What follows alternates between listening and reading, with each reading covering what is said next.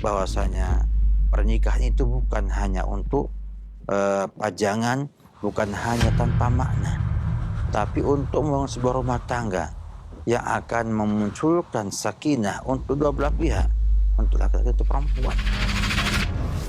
Saksikanlah kajian Islam ilmiah di Roja TV dan Radio Roja.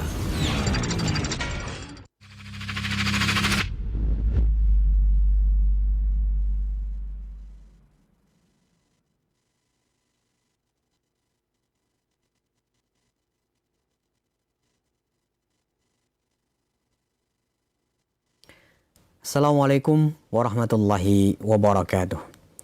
Alhamdulillahi rabbil alamin, wassalatu wassalamu ala asrafil anbiya'i wal mursalin wa ala alihi wa ashabihi wa man tabi'ahum bi ihsanin ila yaumiddin, amma ba'd. Ikhwatal Islam rahimani wa rahimakumullah, sahabat Roja dimanapun Anda saat ini bisa menyimak siaran kami, senantiasa lisan kita memuji seraya bersyukur pada Allah atas segala nikmat dan karunia yang telah Allah limpahkan kepada kita semuanya, sehingga pada kesempatan Sabtu pagi hari ini kita dapat berjumpa kembali dalam keadaan sehat walafiat, tak kurang satu apapun, untuk segera mengikuti dan menyimak kembali Fiqhul Usrah yang akan disampaikan oleh guru kita Ustadz Khalid Samudi LC Hafidhallahu Ta'ala. Salawat dan salam semoga senantiasa terlimpahkan dan tercurahkan kepada Nabi kita Nabi Muhammad Sallallahu Alaihi Wasallam, untuk keluarganya, untuk para sahabatnya dan seluruh pengikutnya hingga akhir zaman nanti. Senang sekali di pagi hari ini Ustadz bisa langsung meluangkan waktunya untuk hadir di studio Roja 2, dan kita akan sapa terlebih dahulu. Assalamualaikum Ustadz. Waalaikumsalam warahmatullahi wabarakatuh. Gimana kabar Ustadz? Alhamdulillah. Setelah berapa pertemuan kita kosong Ustadz ya? Ya, kita nggak hitung waktu ya. Ya. Kembali kita berjumpa kan ya. Hari-hari aja ini. Iya Ustadz. Kali ini kita akan membahas tentang apa Ustadz? Kita masih bicara tentang hak-hak istri yang banyak dilupakan oleh suami. Ya. Jadi kita bicara agak-agak sama-sama seperti karena banyak diremehkan, padahal itu haknya istri dan kewajibannya suami. Maka kita perlu untuk menyampaikan supaya orang faham bahwa ada di sana hak-hak istri yang kita harus tunaikan walaupun tampak sepele dan kayaknya bukan hal yang istimewa bagi seorang laki-laki. Itu adalah, bahkan mungkin banyak yang tidak tahu itu haknya istri. Di antaranya adalah cemburu. Wah, Masya Allah. Seperti apa dan bagaimana? Simak kurang lebih 1,5 jam ke depan, dan kami berikan kesempatan untuk Anda yang bertanya seputar pembahasan ini nanti. Silahkan Anda bisa menghubungi nomor kami di 021 823 6543. Baik itu via telepon maupun via pesan singkat WhatsApp. Selanjutnya kepada Ustadz kami persilahkan. Falyatafadhal mazkuran ya Ustadz. Alhamdulillahirabbil alamin, wassalatu wassalamu ala asrafil anbiya'i wal mursalin nabiyina Muhammadin wa ala alihi wa sahbihi ajma'in, amma ba'du. Kaum muslimin pemerhati Roja di mana antum berada, alhamdulillah kita bersyukur pada Allah Subhanahu wa taala atas usia kita yang panjang ya, nikmat yang banyak sekali, dan juga yang terpenting adalah kita masih istiqomah di atas jalannya para rasul, para nabi dan para pengikut mereka dari kaum mukminin, yaitu tetap belajar dan mengajar. Sebuah nikmat yang agung yang ini adalah kunci perbaikan masyarakat dan juga kunci perbaikan pribadi individu kita. Oleh karena itu, di antara hal-hal yang kita perlu perhatikan dalam kita membangun sebuah rumah tangga adalah menunaikan hak-hak istri kita. Demikianlah. Pada asalnya hubungan akan baik kalau kita mampu menunaikan hak-hak orang lain. Demikian juga pasangan kita, istri kita.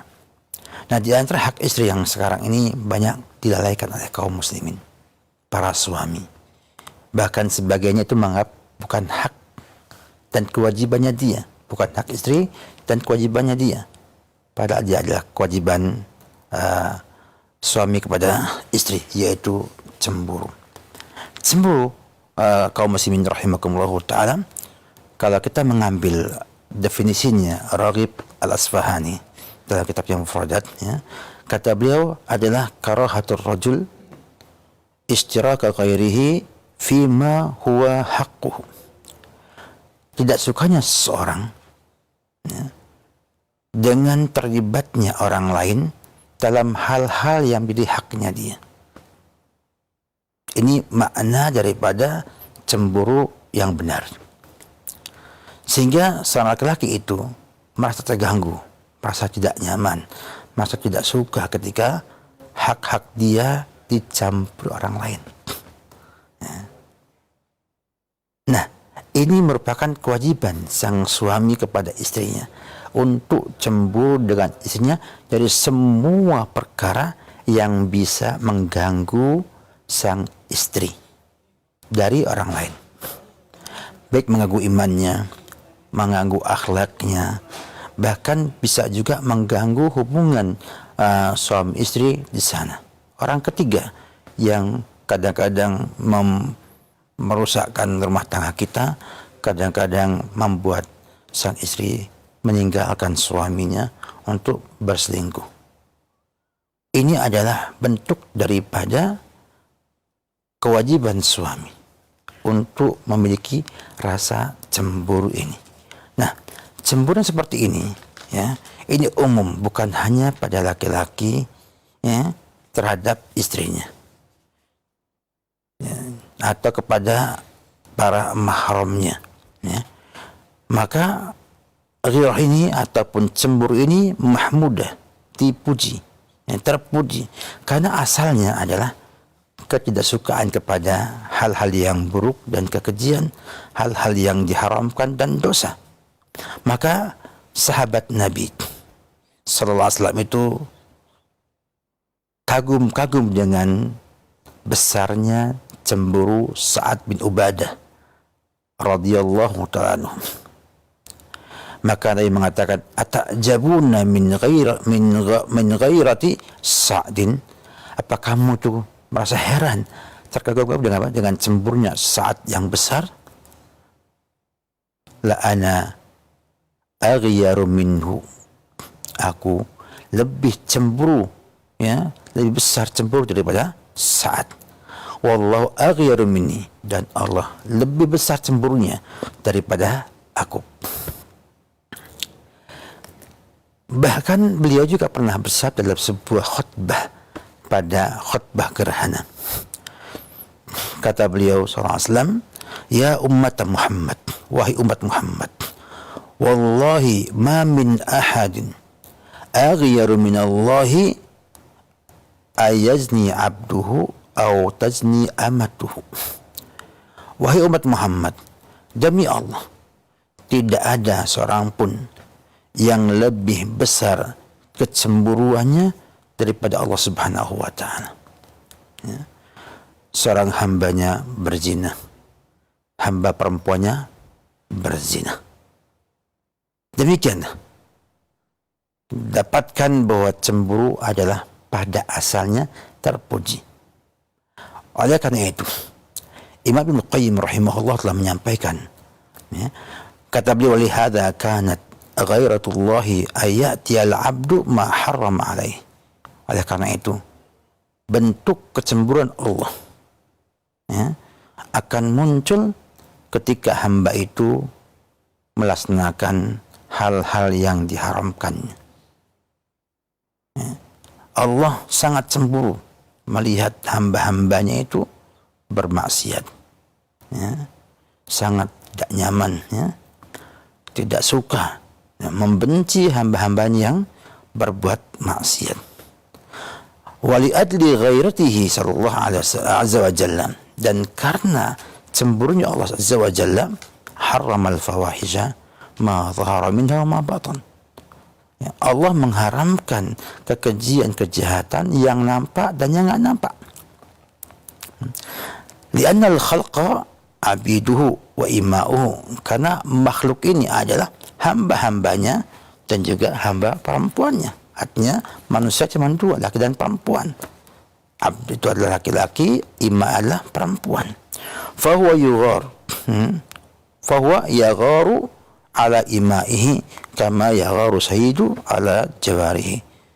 Maka Allah itu cemburu atas budak-budaknya sebagaimana Said cemburu kepada budak-budak perempuannya dia.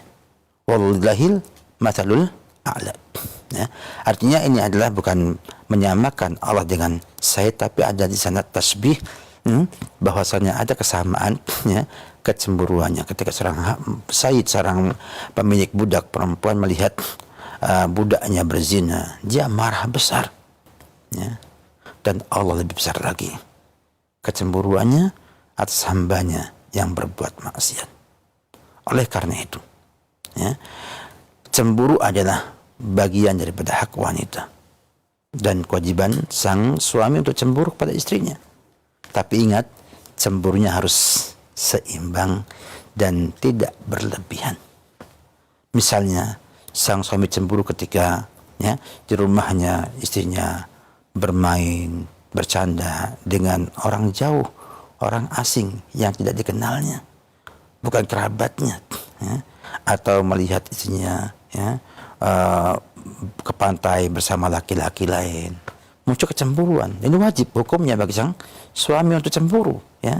Kenapa? Karena tak suka dia untuk melihat istrinya menjadi rusak akhlaknya, menjadi rusak akidahnya, menjadi rusak hubungannya. Dan ini yang banyak terjadi sekarang ini. Laki-laki kehilangan cemburunya sehingga di rumah tidak indah. Keindahan itu ketika sang suami punya kecemburuan, maka semakin menampakkan cintanya kepada sang istri. Jangan sampai kita itu jadi dayuth yang subhanallah tidak punya cemburu. Mau istrinya bermaksiat, mau istrinya berbuat apapun juga, dia hanya ridha, diam, ya, dengan semua dalih yang dimilikinya. Oleh karena itu, wahai kaum laki-laki, wahai para suami, tampakkanlah kecemburuan Anda kepada sang istri agar semakin hebat, agar semakin baik, ya, hubungan di rumah tersebut. Kalau kita cemburu, enggak suka, maka kita akan berusaha untuk merubah menjadi lebih baik. Dimulai dari diri kita, ya, untuk membuka komunikasi yang baik, saling faham dengan sang istri, dan jangan berlebihan sampai karena cemburunya maka mau ngambil HP-nya, dicek HP-nya satu persatu, ya, sehingga akan merusak privasinya sang istri. Mungkin dia nggak ingin ada sahabatnya wanita yang mungkin berbicara dengan dia dengan bahasa yang lebih akrab, kemudian suaminya lihat ada foto-foto temannya mungkin di HP tersebut, suaminya lihat, berbahaya sekali. Dan paling tidak akan membuat hati istri itu pecah ataupun patah, ya. Bagaimana dia merasa bahwa privasinya tidak lagi dihormati oleh sang suami. Ini berlebihan. Tapi ketidaksukaan suami melihat sang istri bermaksiat adalah kewajiban. Adalah kewajiban. Tidak boleh suami membiarkan sang istri bermaksiat dan dia tahu. Oleh karena itu, perkara ini perkara yang sangat sederhana dipandang oleh kita, tapi ia adalah kewajiban suami atas istrinya dan menjadi hak istri. Karena semua kewajiban suami pada istrinya adalah haknya istri. Sebagaimana mendidik dia dengan agama adalah kewajiban sang suami, maka ia adalah hak daripada sang istri. Oleh karena itu, ya, jagalah rumah tangga kita, ya. Jadikanlah rumah tangga yang hangat, ya, yang penuh dengan cinta, penuh dengan kasih sayang, dan buktikanlah bahwa Anda tidak suka sang istri berbuat salah, maksiat, dan berupaya untuk membuat cara agar mereka tidak mudah diganggu dan disakiti oleh orang lain, orang ketiga. Oleh karena itu, sudah sepatutnya kita sebagai suami berupaya untuk menjadi pemimpin di rumah tangga tersebut, yang akan menjaga rumah tangganya, menjaga istrinya, menjaga anaknya, agar mereka menjadi hamba-hamba Allah yang bertakwa, yang soleh dan solehat, yang nantinya kembali kepada kita manfaat dan buahnya. Memang ada di sana rasa lelah, rasa dongkol, benci, dan lainnya. Namun bila kita tempatkan pada posisinya, menjadikan ia sebagai bentuk ibadah kepada Allah Subhanahu wa taala, maka semua itu hanyalah pembelajaran untuk lebih hebat kembali. Semua tantangan itu adalah peluang untuk kita berkembang. Kenapa? Karena setiap orang yang pernah mendapat tantangan dan berhasil menyelesaikan masalahnya akan memiliki keahlian tertentu yang membuatnya lebih hebat dari sebelumnya. Oleh karena itu, jagalah rumah tangga kita. Cemburu adalah di antara sebab yang mendorong seorang suami untuk menjaga rumah tangganya, untuk menjaga istrinya agar istiqomah di atas keridhaan Allah Subhanahu wa taala. Demikianlah.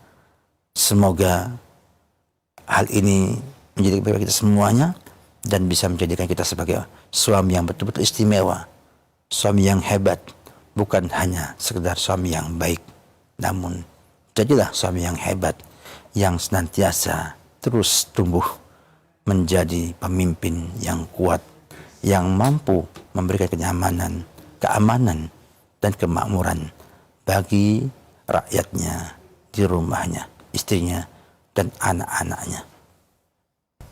Semoga bermanfaat. Wabillahi taufik. Salam Muhammad wa ala alihi wa sahbihi wasallam. Baik Ustaz, barakallahu fikum Ustaz. Terima kasih atas bimbingan serta pelajaran yang telah dijelaskan, khususnya berkaitan dengan cemburunya suami terhadap istrinya yang akan memberikan kebaikan bagi keluarga, insya Allah dengan cemburu yang benar. Dan berikutnya kami berikan kesempatan, silakan di 0218236543 atau pesan singkat di 08198996543. Mohon maaf di 0218236543 bisa interaktif melalui telepon maupun pesan singkat. Ada pertanyaan yang akan kami bacakan dari seorang ibu yang bertanya. Assalamualaikum Ustaz. Adik anak perempuan menikah dengan proses ta'aruf, dan setelah berjalan usia 15 tahun pernikahan masih belum ada rasa suka Ustadz. Adik saya hanya melakukan fungsinya sebagai istri dikarenakan kewajiban saja. Kata adik saya, suaminya mempunyai utang yang banyak sekali di luar, jadi jarang di rumah untuk cari tambahan, menutupi hutang, sehingga jarang bantu istri dan anak-anak di rumah. Nah, bapak mertuanya juga mencampuri urusan rumah tangga adik anak. Suaminya tiap tahun bertambah berat badannya, sehingga adik anak tambah tidak suka dengan fisik suaminya. Dan makanya ingin mengajukan khuluk. Apakah berusaha adik saya atau tidak Ustadz untuk mengajukan khuluk tersebut? Dan apakah adik anak harus mengembalikan maharnya dulu? Jazakallahu khairan Ustadz. Mohon sekali nasihatnya, silakan.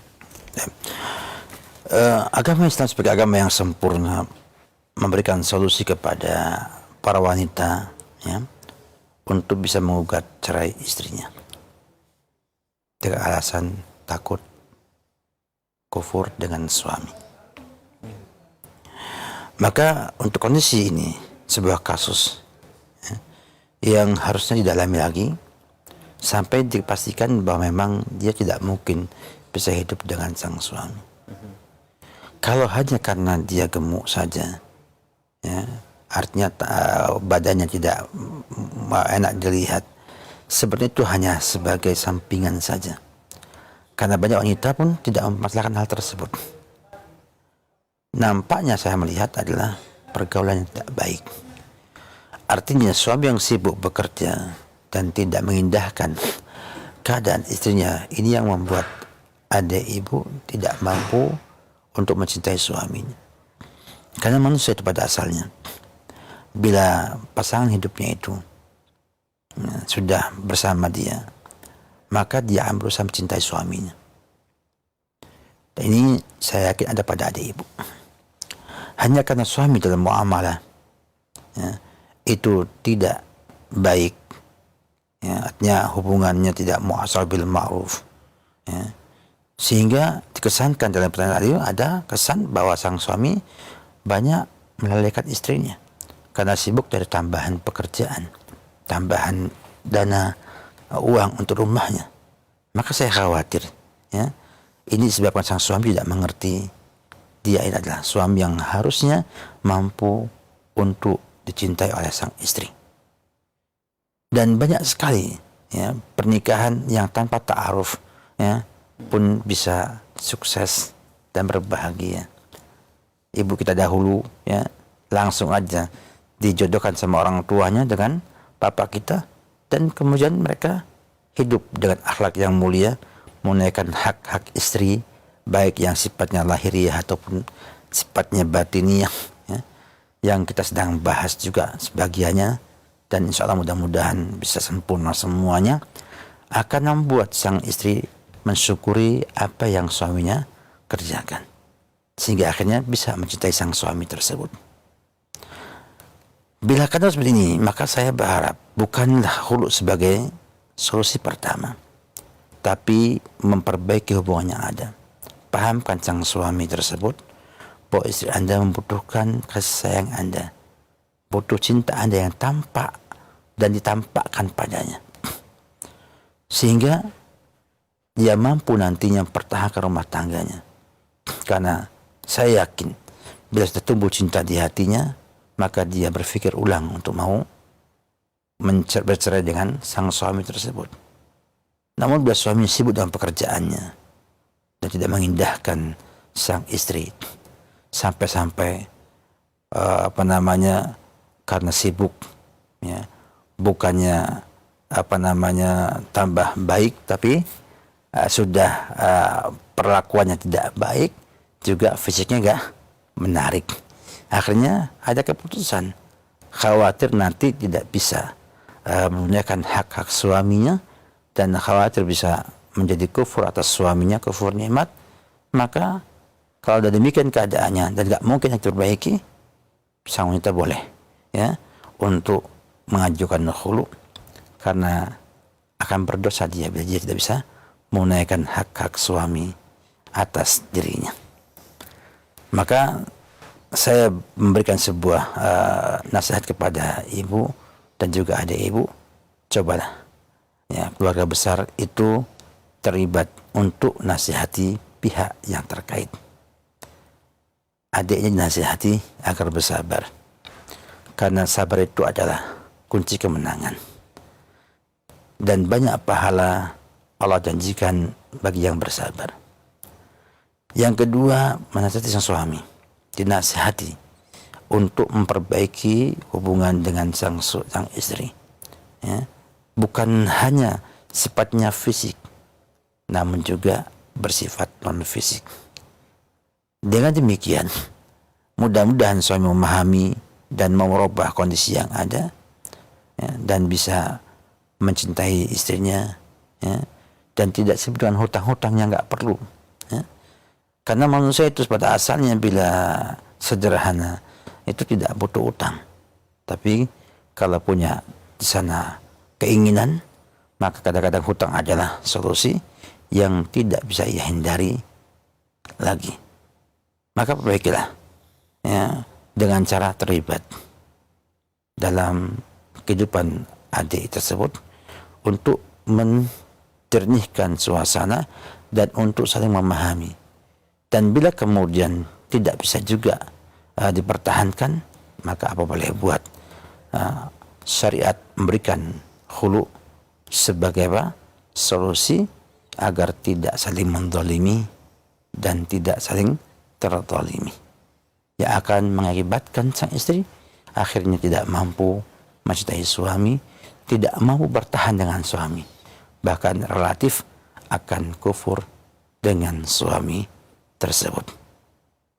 Maka demikianlah, kalau sudah demikian, maka insya Allah tidak ada dosa bagi wanita yang sudah merasa khawatir akan kufur nikmat dengan suaminya untuk minta khulu atau perceraian, baik melalui langsung dengan suaminya atau melalui lembaga peradilan yang berlaku di negara ini. Ya, demikian, semoga manfaat. Wabillahi taufik. Baik, Ustaz, terima kasih Ustaz atas nasihat dan jawabannya untuk ibu yang bertanya khususnya, serta kita yang menyimak pada kesempatan pagi hari ini. Semoga menjadi tambahan ilmu dan solusi bagi kita semuanya. Berikutnya kami akan bacakan dari Abdullah di Tangerang. Assalamualaikum warahmatullahi wabarakatuh, Ustaz. Waalaikumsalam warahmatullahi wabarakatuh. Izin bertanya, Ustaz. Saya sudah menikah, akan tetapi qadarullah istri saya sudah meninggal sejak 2 tahun yang lalu. Rahimahullah. Bagaimana hukumnya jika saat ini saya berkeinginan menikahi bibi dari istri saya? Apakah dibolehkan atau tidak? Syukran jazakallahu khairan, Ustaz. Alhamdulillah, bila Anda masih punya niat untuk menikah, berarti Anda masih mau mengamalkan sunnah Rasulullah SAW untuk terus memiliki pasangan hidup yang nanti bisa membantu Anda untuk menundukkan pandangan dan menjaga kemaluan Anda. Tentang hal ini, menikahi bibi, baik itu dari pihak ibunya istri ataupun dari pihak bapaknya istri, ya, semuanya bibi semua kalau di Indonesia ya. Kalau di Arab itu ada khalah, ada ammah. Kalau ammah itu dari pihak bapak, adiknya bapak, ya, saudarinya bapak. Kalau dia khalah itu saudarinya sang ibu kita. Maka pada asalnya tidak boleh menyatukan, tidak boleh poligami. Istri kita poligami dengan bibinya, namanya mahram muaqqat, mahram sementara. Begitu sang istri meninggal dunia, maka mahramnya hilang dan diperbolehkan menikahi sang bibi bila istri kita, bibinya istri ya, bila istri kita itu meninggal dunia, karena tidak ada lagi di sana ikatan mahram antara keduanya. Ya, demikianlah ya, Islam beri kemudahan ya, sehingga sama juga dengan kakak dan adiknya. Kalau sang istri meninggal dunia, nikahi kakak namanya naik ranjang kalau bahasa kitanya. Kalau menikahi adiknya turun ranjang. Ya, dan itu boleh. Ya, tapi kalau masih ada sang istri, itu haram. Itu haram dan tidak sah pernikahannya. Oleh karena itu, boleh seorang itu menikahi bibinya istri atau saudarinya istri bila istri telah meninggal dunia, ya, telah meninggal dunia, dan bukan aib, ya, tidak harus nunggu 2 tahun, ya, langsung pun boleh, ya, karena sang laki-laki nggak punya masa iddah, ya. Jadi demikian, dan mungkin juga ada baiknya, ya, ada baiknya. Misalnya kita punya anak, biasanya kalau bibinya melihara tidak sama dengan ibu tiri yang lainnya. Oleh karena itu Islam memberikan kepada kita yang terbaik. Silahkan menikahinya, semoga Allah berkahi Anda, dan ingat, ajak calon istri untuk belajar agama yang baik. Insya Allah Roja TV ya, ada satu di antara alternatif kita untuk belajar agama. Semoga dengan itu semuanya akan jadi hidayah, tapi itu hidayah bagi Anda dan juga istri untuk bisa membina rumah tangga yang lebih hebat, ya, yang lebih baik dan lebih memberikan peluang untuk bahagia lebih besar. Wabillahi taufik. Baik, Ustaz, terima kasih atas nasihat dan jawabannya. Berikut ini kami bacakan pertanyaan dari seorang ibu. Assalamualaikum, Ustaz. Bagaimana ya, Ustaz, untuk menasihati suami yang kebiasaannya buruk? Suami saya suka nonton TikTok. Karena berulang kali saya nasihati tidak mau dengar, Ustaz. Mohon Ustaz memberikan nasihat kepada kami. Silahkan. Alhamdulillah. Karena TikTok itu adalah sebuah aplikasi yang isinya memang macam-macam. Ya. Ada yang bagus, ada yang buruk. Sehingga untuk kemudian melarang total juga tidak bijaksana. Ya, tidak bijaksana. Boleh aja membab sadu syariah. Tapi kalau kita dengan suami melarang total, maka akan muncul di sana kesan Anda tidak husnudzon dengan sang suami. Padahal hubungan suami istri itu harus dibangun di atas prasangka baik antara pasangan. Ya. Maka kalau melarang, laranglah melihat TikTok yang kontennya itu melanggar syariat. Walaupun mungkin ya kebanyakan itu resiko untuk membuka TikTok yang tidak benar lebih besar. Ya, kenapa? Karena jumlah yang ngumbar aurat ya, yang itu juga mungkin palsu ya, karena editan Photoshop atau yang lainnya, ya enggak, sehingga kesannya bahwa yang itu ada sebuah hal yang nyata, padahal dia fiktif ya. Artinya bahkan sekarang dengan intelektual buatan yang ada ini yang namanya AI atau IA kalau kata anak saya, IA ya kalau anak saya ngomong ya, itu bisa membuat sebuah gambar yang sangat hebat, luar biasa, padahal itu tidak ada orangnya sama sekali. Maka hendaknya kita semuanya kita bertakwa sama Allah Subhanahu wa taala dan jangan jadikan sebagai media untuk kita nonton terus. Karena kalau semakin sering nonton, maka kemungkinan melanggarnya lebih banyak. Ya, karena kontennya itu memang beragam. Kita buka yang bagus, ya, nggak lama muncul yang nggak bagus juga. Maka hendaknya kita berhati-hati, ya, menggunakan media itu, ya, sebagaimana disampaikan para ulama bahwa banyak media sosial ataupun yang lainnya dari TikTok, dari snack video, short video, YouTube dan lain sebagainya. Hendaknya kita efektif dan bijak dalam menggunakannya. Ya, banyak yang manfaat. Bahkan sekarang hampir semua ilmu pengetahuan itu bisa kita raih dengan media yang ada tersebut. Ya, kita pengen belajar psikologi, sudah ada yang ngajar psikologi melalui video-video yang ada. Mau belajar masak, ada chef yang buat konten tentang masak. Ya, kita mau ilmu agama, tauhid, fikih, ada yang buat di sana juga. Ya, tapi jangan sampai salah alamat, ya, salah klik, ya, atau sengaja salah lah kliknya, gitu. Sehingga akhirnya muncullah hal-hal yang buat kita akhirnya sia-sia atau malah kita masuk dalam kemasan kepada Allah Subhanahu wa taala. Luar biasa, ibu punya rasa cemburu yang cukup hebat dalam hal ini. Menunjukkan bagaimana besarnya cinta ibu kepada sang suami. Yang ingin suami itu nanti masuk surga bersama ibu. Demikianlah, jadilah pasangan sesurga. Pasangan yang akan awet sampai di surga nanti. Dan semua penuh cemburu. Tapi ingat, cemburunya harus, ya, benar-benar sesuai dengan porsinya. Jangan melampaui batas sehingga akhirnya suudzon. Setelah suudzon akan muncul ketidakpercayaan dan setelah itu apa? Timbul gap antara suami dan istri yang nantinya khawatir, ya, berujung pada keadaan saling cuek dan gak mau tahu dengan pasangannya. Dan akhirnya muncullah yang namanya malapetaka di rumah tangga tersebut. Enggak cerai tapi enggak bahagia. Bercerai khawatir dengan anak-anaknya.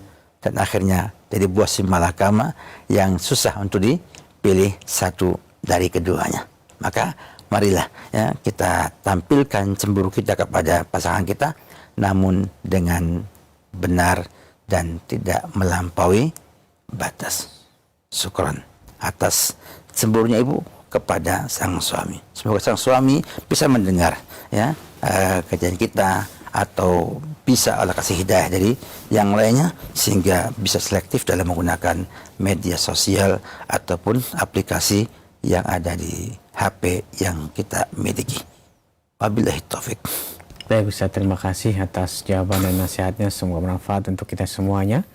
Berikut ini kami bacakan kembali pertanyaan yang telah masuk. Assalamualaikum Ustadz. Rumah tangga sudah 20 tahun. Bahkan sudah punya 2 cucu. Istri sebentar lagi akan pensiun dari pekerjaannya. Tapi masih saja selingkuh atau serong. Sejak 2010 ketahuan berselingkuh bahkan dengan laki-laki yang berbeda. Bahkan sampai zina. Sebagai suami, sikap suami hanya bisa marah kepada sang istri. Karena sang istri selalu berjanji akan berubah, jadi tidak bercerai sampai sekarang. Bagaimana seharusnya sikap suami yang benar Ustaz menyikapi istri yang seperti ini? Silakan. Kalau saya menyampaikan dengan sangat ringkas, maka tidak ada lagi kalimat kecuali diceraikan. Bahkan sebagai ulama dan Syekh Shalih Al-Fauzan rahimahullah taala menyampaikan wajib menceraikannya. Kenapa? Karena orang yang sudah selingkuh itu pada asalnya wajib tobat nasuha. Bukan sekedar cuma mau berubah, bukan. Artinya dia harus menyesali itu semua dan berusaha menghindari semua sebab-sebab yang akan membawa ia untuk mengulangi hal tersebut. Karena saya yakin wanita selingkuh itu ada dua kemungkinan. Yang pertama, sang suami yang salah karena tidak mampu memberikan yang terbaik kepada sang istri. Yang kedua adalah karena godaan yang sangat besar di luaran rumah tersebut. Nah, sang suami melihat semuanya. Kalau ternyata dua-duanya ada, yang luarnya juga dahsyat godaannya, di rumah pun juga ala kadarnya, maka susah untuk wanita ini bertaubat kepada Allah dengan taubatan nasuha. Nah, maka kalau ada kejadian sang istri wal iyadu billah, la qadarullah, ya, berselingkuh sampai berzina dan sang suami tidak mampu menceraikannya, maka minta ia bertobat, tapi juga minta ia untuk menghindari, ya, menghindari pertemuan dengan pihak ketiga yang akan membuat ia mengulangi perselingkuhannya tersebut. Maka dulu sebelum adanya hukum rajam, perempuan yang betul-betul berzina dan terbukti berzina dikurung di rumah, tidak boleh kemana-mana. Kenapa? Karena beresiko mudah untuk digoda oleh laki-laki. Ya. Oleh karena itu, kalau ada hukum Islam, maka rajamlah jadi solusinya.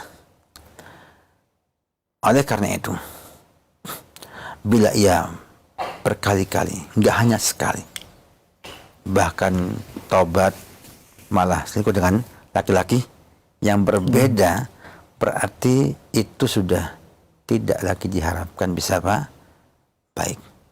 Maka saya katakan, saran saya adalah menceraikannya. Walaupun tetap kita katakan hidayah Allah mungkin saja akan menimpanya, dan bisa jadi dengan cerai ia bisa bertaubat dengan taubatan yang nasuha. Ya. Kenapa? Karena ini penting sekali, ya. Ini masalah perzinahan. Kenapa kok sampai dirojab sampai mati? Karena emang ini penyakit yang nggak berhenti hanya dengan pengakuan taubat aja. Ya. Selama jalan ataupun pintunya terbuka lebar, akan sulit untuk menghindari pengulangan perzinahan tersebut. Oleh karena itu, sang suami harus punya kecemburuan. Yang ini harus ada, ya, sehingga suami harus mampu untuk melihat istrinya jangan sampai sudah ada di ujung akan terjun ke jurang kebinasaan dengan perzinahan. Sang suami masih santai aja, masih merasa aman-aman saja.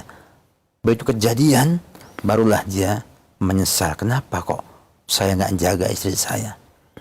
Suami harus tahu itu semuanya. Upayakan jangan sampai ada peluang sang istri untuk berselingkuh ataupun serong ataupun bahkan sampai berzina. Oleh karena itu tugas suami, kewajiban suami, dan kita berharap suami betul menyadari kesalahannya dan perbaiki kesalahannya agar tidak terulang kembali. Karena kalau nanti kemudian dapatkan istri yang baru lagi dan tetap tidak ada perubahan dan perbaikan, dikhawatirkan juga sang istri yang baru berselingkuh lagi. Ya. Oleh karena itu, berawal dari memilih pasangan yang baik dan kecemburuan untuk menjaga mereka dari gangguan pihak ketiga, ya, yang jelas inginnya untung sendiri tanpa melihat, ya, orang lain bahagia tidak bahagia. Yang penting hasratnya terpenuhi dan selesai. Oleh karena itu, kepada sang istri, bertobatlah tobat nasuha. Ya. Dengan menghindari semua sebab-sebab yang nanti membawa diri Anda berbuat hal yang tidak baik tersebut. Zina bukan maksiat biasa. Dia adalah dosa besar yang sangat berbahaya sekali. Banyak efek-efeknya. Ya. Efek pada keluarganya, efek bagi laki-laki yang menzinainya, semuanya ada pengaruhnya. Bahkan efek pada anak yang akan lahir dari Anda. Sekarang kalau seandainya misalnya lahir anak, sang suami tidak mengakui anak itu sebagai anaknya dia, maka muncullah nanti ada mula anak dan yang lainnya. Oleh karena itu, ya, hendaknya setiap kita bertakwa kepada Allah Subhanahu wa taala. Dan Allah Subhanahu wa taala dan Rasulnya sudah mengingatkan bahwa kecemburuan ini adalah kunci yang membuat seseorang itu tidak berzina setelah punya suami. Artinya menjaga sang istri agar tidak sampai dapatkan gangguan dan godaan dari pihak yang ketiga. Cemburu penting dimiliki oleh setiap kita. Maka bila Anda belum punya cemburu, tumbuhkan cemburu itu.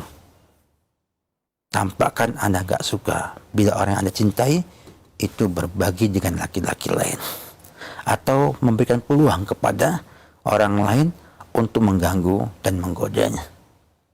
Maka bila pergi-pergi dari rumah keluar, jangan sampai sang istri tabarruj, berhias, menjadi wanita paling cantik, ya, pengen jadi kayak Barbie misalnya, dan lain sebagainya. Di rumah biasa, di luar luar biasa. Akhirnya banyak yang melihat, banyak yang ingin, dan banyak mencoba untuk menggoda dia, ya, dan itu berisiko yang besar. Maka suami harus punya ghirah, punya kecemburuan untuk membuat istri itu terlindungi dari hal-hal yang tidak baik tersebut. Dan istri harus paham bahwa suami ketika menampakkan cemburunya itu karena cintanya kepada dia, dan dia harus membalas cinta suami dengan cinta yang lebih baik lagi. Insya Allah dari semuanya akan terjaga rumah tangga kita. Makanya Bapak, ketika sudah berulang kali saya sarankan untuk menceraikannya, ya. Tapi kalau kemudian masih juga nggak sanggup, saya pun nggak bisa memaksakan, maka paling tidak minimal istri itu bertobat nasuha dan mau meninggalkan semua sarana yang pernah membuat dia terperosok dalam perzinahan tersebut, ya. Telepon pun demikian juga, jangan telepon itu mendayu-dayu, ya, dengan suara yang indah kepada sang laki-laki. Pakai suara yang tegas aja, ya, pada laki-laki yang nelpon, sehingga semua media, semua peluang membuat ia itu mengulangi selingkuhnya itu harus dipotong habis kalau dia mau tobatan nasuha. Kalau enggak, maka solusinya hanya satu, ya, meninggalkannya. Ingat, anak Anda harus selamatkan juga. Jangan sampai anak kita merasa inferior karena sikap dan tingkah laku ibunya. Atau anak Anda nantinya memberontak, melihat Anda orang yang lemah, yang tidak punya kekuatan menghadapi tantangan dan cobaan tersebut. Selamat berusaha, selamat menyelesaikan permasalahan Anda dengan baik. Wabillahi taufik. Baik Ustaz, terima kasih atas nasihat dan saran yang telah disampaikan untuk Bapak yang bertanya khususnya dan kita semuanya yang mengikuti pada kesempatan pagi hari ini. Silakan untuk Anda yang secara langsung ingin bertanya kepada Ustaz Khalid Samudi Al via telepon, kami tunggu di 0218236543. Halo, silakan.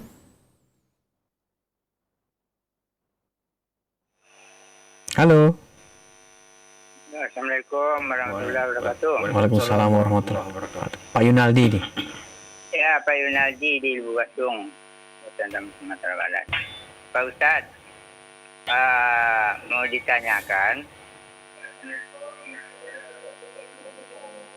itu anak saya akan berkeluarga. Jadi istrinya itu pergi kerja ke luar negeri tanpa izin suami. Jadi maka saya suruh anak saya itu meninggalkan surat cerai, kemudian dibawa anaknya. Apakah saya berdosa menyuruh dia cerai karena dia pergi ke luar negeri? Sedangkan keluar rumah aja harus izin suami.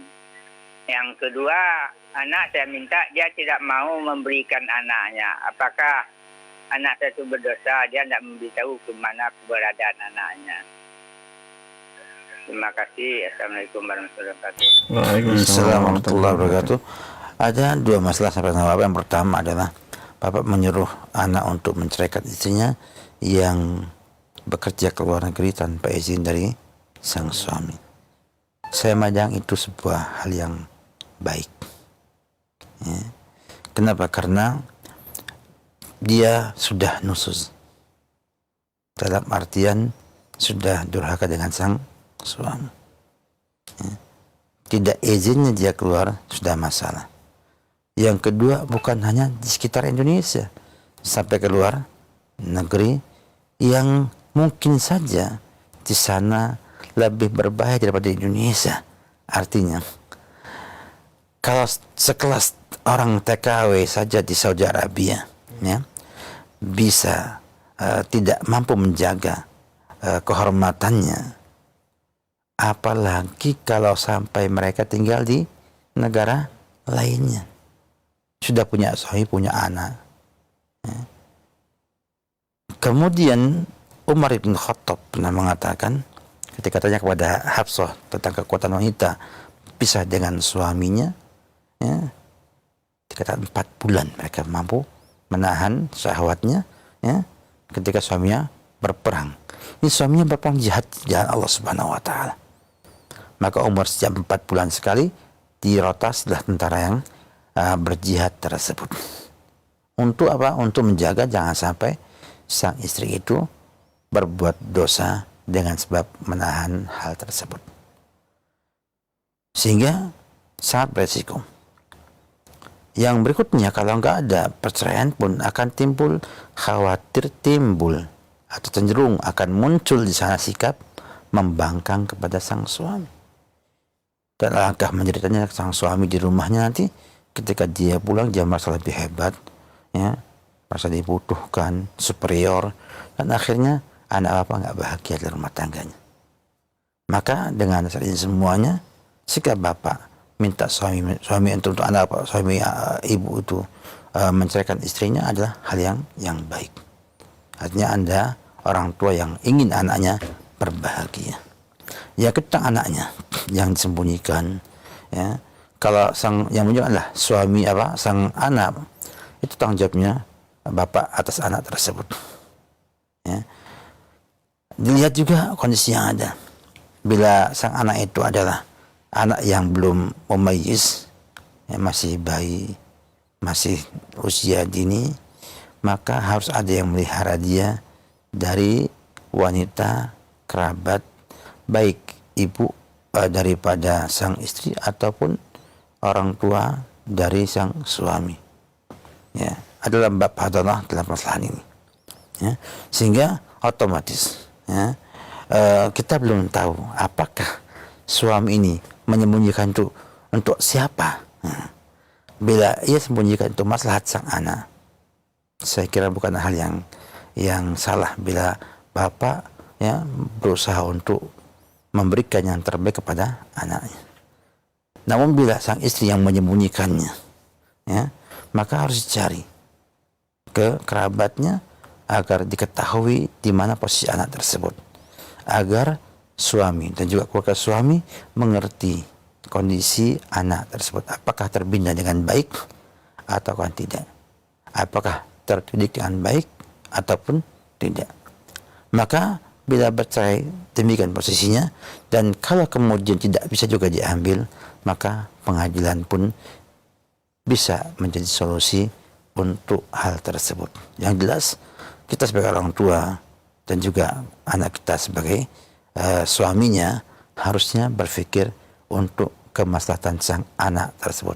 mana yang terbaik agar anak itu bisa terbina, terdidik, terpelihara dengan baik. Ya, demikian. Wallahu alam bissawab. Baik Ustaz, terima kasih atas nasihat dan jawabannya bagi Bapak Yunaldi yang bertanya khususnya dan kita semua yang menyimak pada kesempatan pagi hari ini. Kembali kami berikan kesempatan untuk via telepon, silahkan kami tunggu. Halo.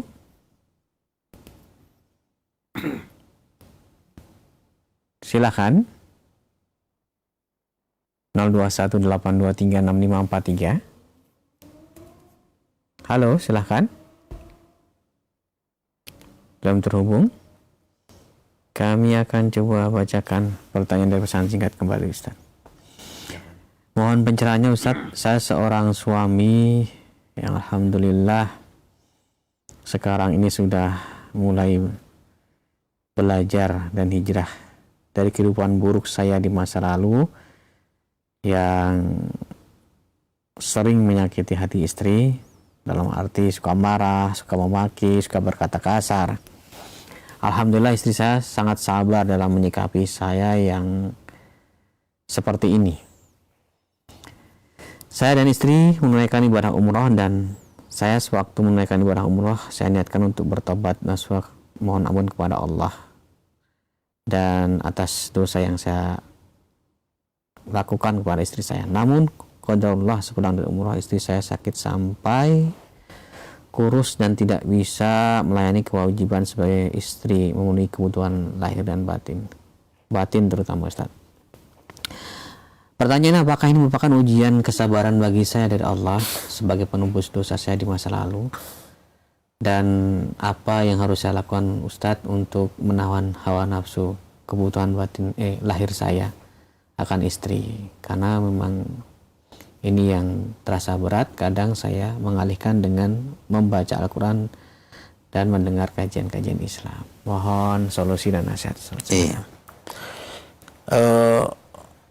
Bisa jadi itu adalah ujian Allah Subhanahu wa Ta'ala pada Anda untuk melihat apakah Anda jujur dalam taubat Anda ataukah tidak. Dan bisa juga dia adalah ujian untuk Anda agar Anda jadi lebih baik lagi, atau jadi sebab sang istri Allah gugurkan semua dosa kesalahannya sehingga ia meraih anugerah Allah Subhanahu wa Ta'ala dengan sabarnya ia menghadapi suami yang buruk sikapnya.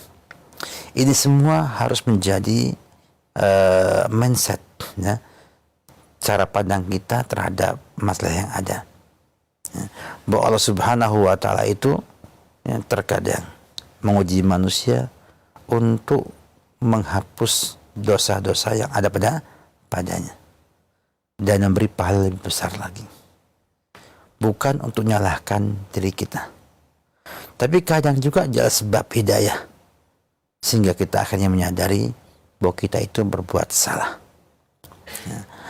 Oleh karena itu kita harusnya berbaik sangka kepada Allah Subhanahu wa Ta'ala, menganggap itu adalah ujian yang Allah berikan kepada kita semuanya untuk membuat kita lebih hebat, lebih istimewa lagi di masa akan datang.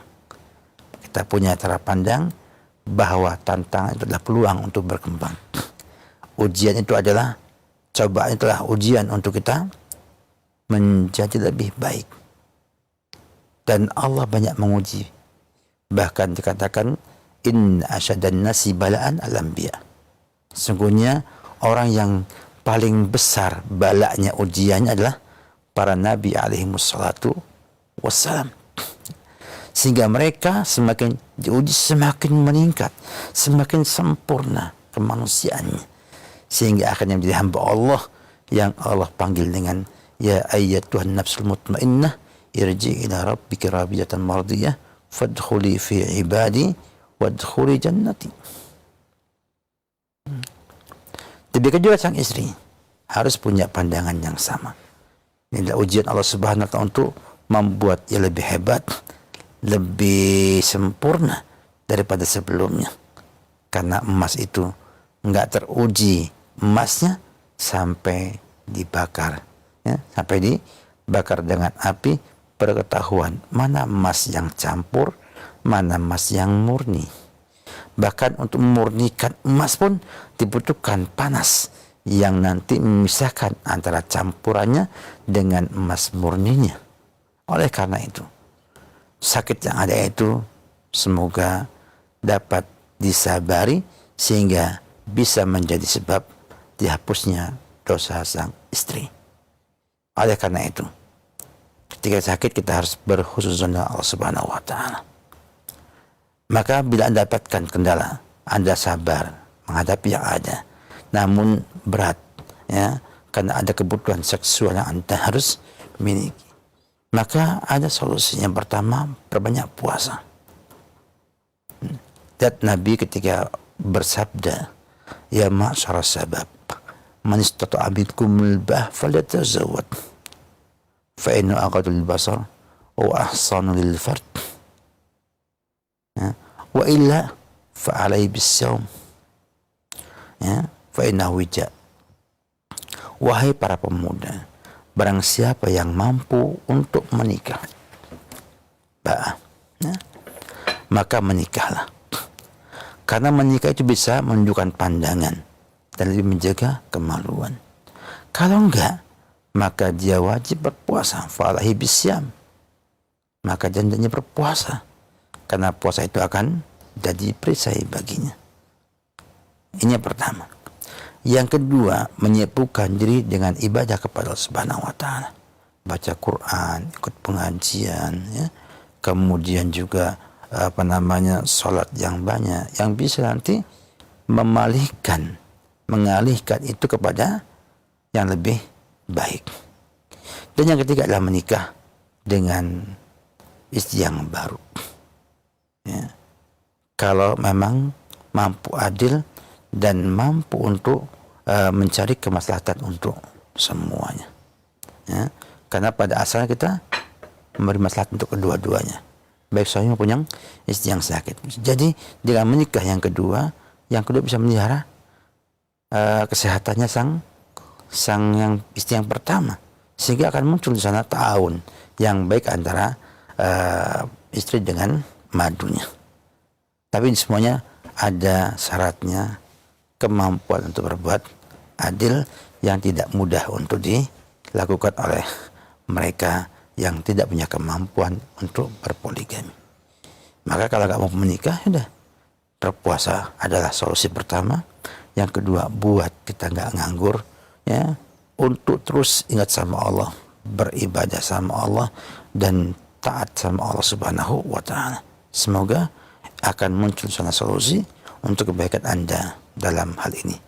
Wallahu a'lam bishawab. Baik, saya terima kasih atas nasihatnya. Dan berikut kembali kami berikan kesempatan, silakan bagi Anda yang menghubungi kami via telepon, kami tunggu di layanan telepon 0218236543. Silakan. Halo. Halo. Belum terhubung, kami akan bacakan dari pesan singkat kembali. Assalamualaikum warahmatullahi wabarakatuh. Ustaz, izin bertanya, bagaimana sebaiknya saya dan suami masih berselisih berkaitan dengan sebuah kondisi anak wanita saya sudah mempunyai calon suami, dan qadarullah calonnya ini baru saja terkena PHK sepihak dari tempat dia bekerja. Suami berpendapat untuk menunda pernikahan ini hingga calon mantu ini mendapat pekerjaannya. Di satu sisi, saya berkeinginan agar tetap terlaksana dengan sederhana saja pernikahan ini untuk menghindari maksiat dan dosa karena kebersamaan mereka. Bagaimana sebaiknya Ustaz? Jazakallahu khairan. Memang kita tidak pungkiri, ya, bahwa mindset yang kita miliki itu terkadang lebih yakin dengan yang nampak dan tidak yakin dengan janji Allah yang nggak nampak. Ya. Padahal Orang yang muttaqin kata Allah Subhanahu wa taala yu'minuna bil ghaib. Beriman dengan yang ghaib. Yang ghaib pada enggak nampak ya. Mestinya iman kita kepada yang ghaib lebih hebat daripada iman kita kepada yang nyata. Contohnya misalnya ada namanya Hajar, istrinya Nabi Ibrahim alaihissalam.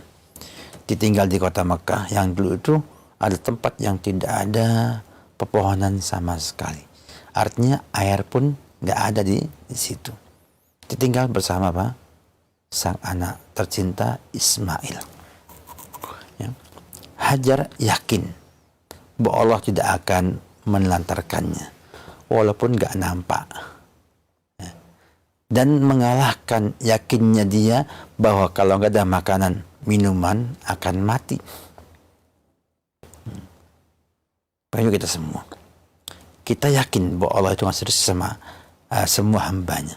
Tidak ada satu hamba pun yang tidak dapat rezeki kecuali setelah sempurna rezekinya meninggal dunia. Sebelum nyawa itu hilang dari tubuh kita, maka rezeki Allah itu ada terus. Maksudnya permasalahan duniawi hanya gaji, kerja, itu adalah perkara-perkara yang sebetulnya belum pasti. Apakah benar sang anak atau calon mantu tersebut kalau menikah nganggur, gak punya kerjaan? Atau malah dengan menikah Allah berikan kepada dia pekerjaan yang lebih baik? Berapa banyak orang yang menikah tidak punya pekerjaan, setelah menikah jadi saudagar? Ya. Bagaimana orang yang menikah dalam keadaan miskin, begitu dia menikah jadi orang yang mendermakan hartanya kepada fakir miskin. Ya. Dengan demikian, ya, kita rubah mindset kita. Kita harus yakin bahwasanya Allah memberi rezeki kepada kita. Kerja atau tidak mempengaruhi rezeki yang kita miliki. Semua sudah ditulis dalam Lauhil Mahfuz dan sudah ditulis malaikat ketika kita masih berusia 120 hari lebih setelah Allah meniupkan ruh kepada janin tersebut. Maka Allah utuslah malaikat untuk menulis rezekinya, amalannya, ajalnya, dan kondisinya apakah dia bahagia atau sengsara. Oleh karena itu, ya, suami harusnya jerobah mindsetnya, ya, bukan mindset orang yang mengatakan kalau tidak punya pekerjaan, nggak punya uang. Ya, padahal Allah kadang jadikan orang itu punya uang walaupun hanya kerja ala kadarnya. Ya. Allah bisa berikan seorang tukang es jual di pengajian uang miliaran, tidak usah punya perusahaan. Banyak orang yang punya usaha besar bangkrut sampai tidak mampu bayar. Ya. Menunjukkan bahwasanya ada rahasia Allah Subhanahu wa taala yang wajib kita imani. Maka saya sepakat dengan ibu, ya, segera dinikahkan dengan syar'i, ya, dengan KUA sebagai saksi dan pencatatnya. Kalau enggak ya ada saksinya 2 plus KUA sebagai pencatatnya. Kemudian minta sama Allah kemudahan rezeki pekerjaan buat menantu tersebut. Bukan hal yang mustahil bahwa dengan pernikahan Allah berkahi hidupnya dan mendapatkan dirinya yang tadinya tidak punya apa-apa menjadi memiliki semua. Oleh karena itu, iman kita kepada yang gaib yang menjadi ciri khasnya kaum muttaqin yang Allah katakan, ya, alladzina yu'minuna bil ghaib dalam surah Al-Baqarah di ayat-ayat yang pertama, ayat kedua, ayat yang kedua, ya. Setelah hudal muttaqin alladzina yu'minuna bil ghaib. Ini menjadi ciri khasnya kita. Ya, kita yakin bahwa rezeki itu sudah Allah tanggung. Sudah alallahi rizquha. Dan kita tinggal usaha untuk meraih ridhonya Allah Subhanahu wa taala. Nikahkan anak tersebut Semoga dalam pernikahan itu adalah sebab anak bapak, mantu bapak memiliki pekerjaan dan juga mungkin lebih baik daripada sebelum ia menikah. Mari kita semua yakini Allah Subhanahu wa taala akan bantu hamba-hambanya yang taat kepadanya dan tidak mungkin menelantarkan orang-orang yang taat kepadanya dengan sia-sia. Yakini, ya. Dengan yakinnya pahamkan suami bahwa pernikahan juga adalah sebab untuk dapatkan rezeki dan juga solusi. Kenapa? Dia adalah takwa. Maka siapa yang takwa, kata Allah, "Ma yattaqillaha yaj'al lahu makhraja wa yarzuqhu min haitsu la yahtasib." Allah berfirman, siapa yang bertakwa pada Allah, maka Allah berikan solusi atas semua permasalahannya. Ya, akan memberikan jalan keluar atas kesempitannya. Dan Allah akan beri rezeki dari tempat yang tak terduga-duga. Oleh karena itu, apa yang kita duga-duga, nanti kalau menikah akan miskin, belum pasti. Namun Allah pasti memberikan rezekinya kepada orang yang bertakwa kepada Allah Subhanahu wa taala. Lihat Hajar, istrinya Nabi Ibrahim alaihissalam tersebut. Dengan sabarnya, dengan yakinnya dengan hal yang gaib ini, dengan janji Allah nggak akan menelantarkan orang yang bertakwa kepadanya. Allah berikan banyak keberkahan. Pertama, wakaf air Zam-Zam. Berapa pahala yang dapat oleh dia? Karena ia pemilik Zam-Zam. Diwakafkan untuk manusia semuanya. Dan kita merasakan nikmatnya air Zam-Zam. Diminum dalam keadaan dingin di Masjid Haram dan Masjid Nabawi, atau dalam posisi hangat ketika dibawa ke rumah kita oleh para jamaah umroh dan jamaah haji. Belum lagi setiap harinya ya, orang berumroh, tawaf, sa'i. Setiap sa'i maka orang ingat dengan Hajar yang berbuat sa'i ketika mencari air untuk dia dan Ismail alaihissalam. Setiap orang yang berhaji dan berumrah mesti melakukan sa'i, mencontoh bunda kita, ya, Hajar ini. Keberkahan yang luar biasa karena imannya mereka kepada Allah dan hari akhir serta hal-hal yang gaib yang tidak nampak dalam pandangan kita. Mari kita semua harus meyakini Allah itu yang memberi rezeki kepada hamba-hambanya yang disukainya. Ada yang dilonggarkan, ada yang sempitkan. Namun semuanya Allah kasih rezeki dan tidak akan mati sampai sempurna rezeki kita semua. Wabillahi taufik. Baik, Ustaz Barakallahu Fikum. Terima kasih atas nasihat untuk yang bertanya khususnya dari kita semua pada kesempatan kali ini. Kami akan angkat satu lagi pertanyaan terakhir di pertemuan kita sebelum kami akhiri, Ustaz. Dari seorang ibu yang bertanya, saya seorang istri yang mempunyai akhlak yang kurang baik, sering marah-marah kepada suami kalau suasana hati saya sedang tidak baik-baik saja. Dan ketika marah tersebut, sering minta cerai pada suami. Padahal suami sabar sekali menghadapi tingkah laku saya yang terbilang buruk. Bolehkah saya akhirnya meminta cerai kepada suami karena takut berdosa? Karena sering marah-marah kepada suami, apalagi kalau lagi marah saya sering menolak melayani suami. Syukur, Ustaz. Inilah tipe orang yang punya mindsetnya itu kata para ahli psikologi, fixed mindset. Artinya mindsetnya itu kaku dan gampang menyerah. Ya, alhamdulillah ibu sadar dan banyak orang yang nggak sadar berbuat salah kepada suami. Sudah salah, ngaku didolimi lagi sama suaminya. Maka bersyukurlah ibu bahwa ibu ternyata sadar kalau ibu salah dan berbuat salah. Namun orang yang berbuat salah itu bukannya langsung patah hati, ya, dan tidak melihat rahmat Allah Subhanahu wa taala.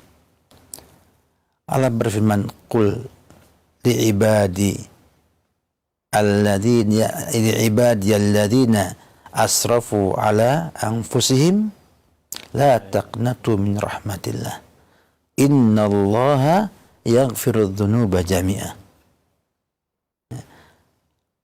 Katakanlah kepada hamba-hambaku yang melampaui batas, artinya yang berbuat salah. Artinya hamba itu sudah tahu dia berbuat salah, kayak ibu ini berbuat salah, bahwa Allah itu mengampuni semua dosa yang ada. Tapi syaratnya apa? Bertobat. Apa tobat itu? Menyesali, sudah ada pada ibu. Mengakui sudah ada pada ibu. Tinggal apa? Tinggal memperbaiki. Bertekad untuk tidak mengulangi dan memperbaiki keadaan lebih baik lagi. Maka harusnya mindsetnya dibalik. Ya. Harusnya bagaimana saya mampu memperbaiki diri saya agar suami tambah cinta kepada saya. Artinya suami sabar dengan kondisi kita yang salah dan suka marah-marah. Artinya berakhlak buruklah kalau bahasa ringkasnya. Itu sabar dengan buruknya akhlak sang istri. Maka kalau sang istri jadi baik akhlaknya, Masya Allah, luar biasa.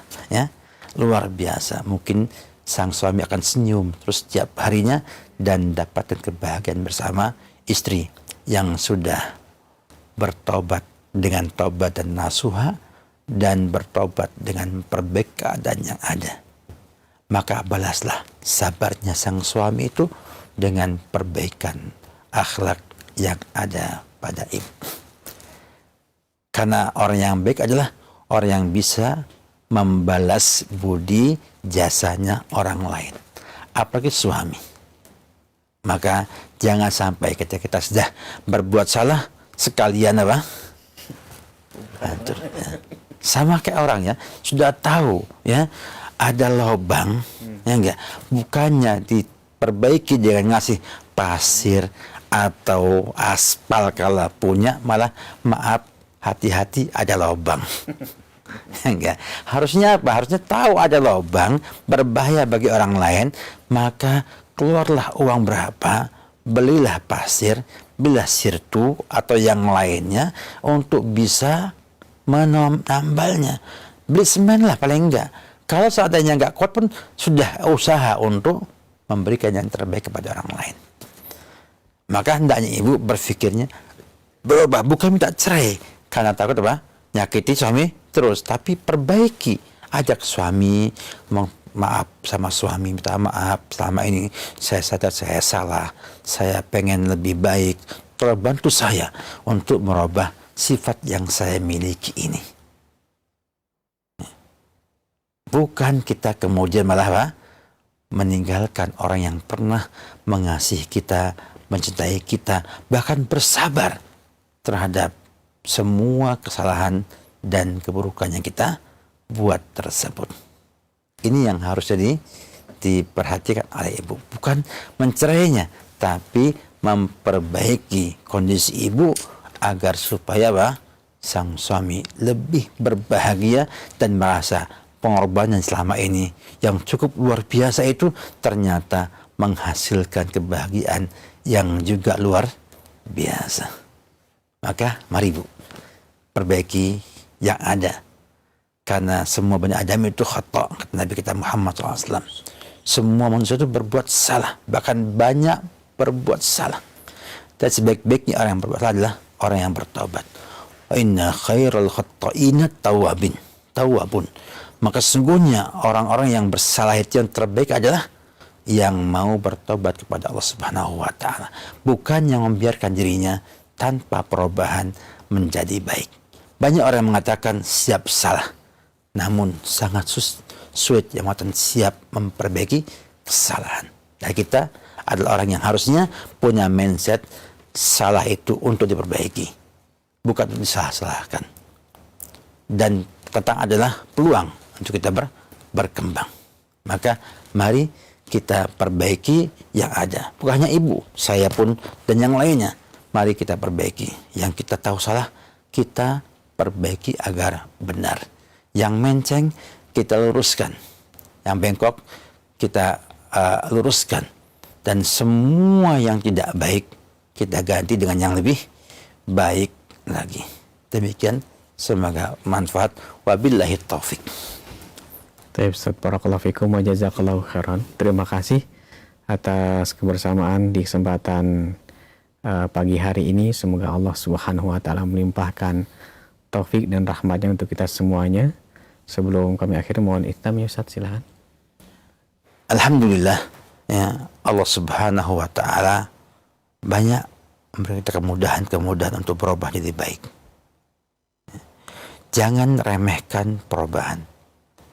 Sebab perubahannya sedikit itu, bila dia berkelanjutan, akan merubah sesuatu yang besar. Ya.